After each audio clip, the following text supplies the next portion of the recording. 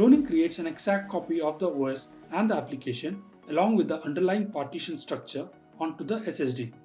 However, this isn't as easy as doing a Ctrl-C and Ctrl-V. What you would need is a cloning software. There are many options around, but unfortunately, most of them now require paid versions. However, there is one free software that does the job just fine, and that is Macrium Reflect. The link to the website is in the description below. Choose the Home Use option. Providing an email is optional. Run the download agent and your software will be downloaded.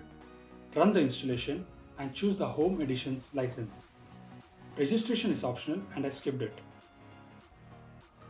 Once the installation completes, you will be seeing this interface. You can see both the disks here. Disk 1 is the hard disk drive and disk 2 is the SSD.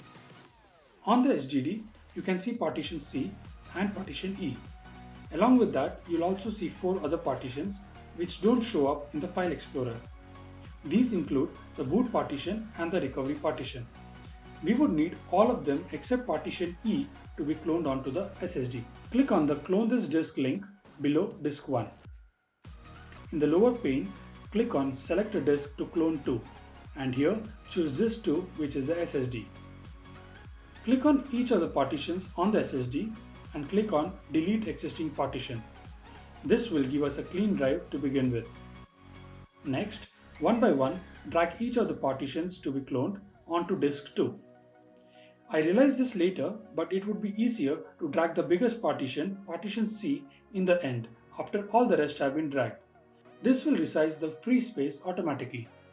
However, since I did not know this, I had to free up space manually to make room for the last partition.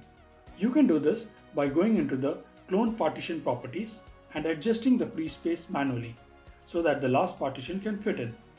In this case, I freed up 857 MB since that is the size of the last partition. Now click on Next, skip the schedule screen since we are doing it only once, review the summary. Next, you have an option of saving the backup definition. You can skip this as well. Next, you'll see a warning saying that the data on the drive will be overwritten. Confirm and proceed. This begins the cloning procedure, and in my case it took almost 3 hours.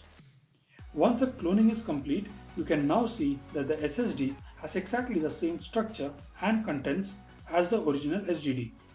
An exact copy of the Windows installation is now available on the SSD.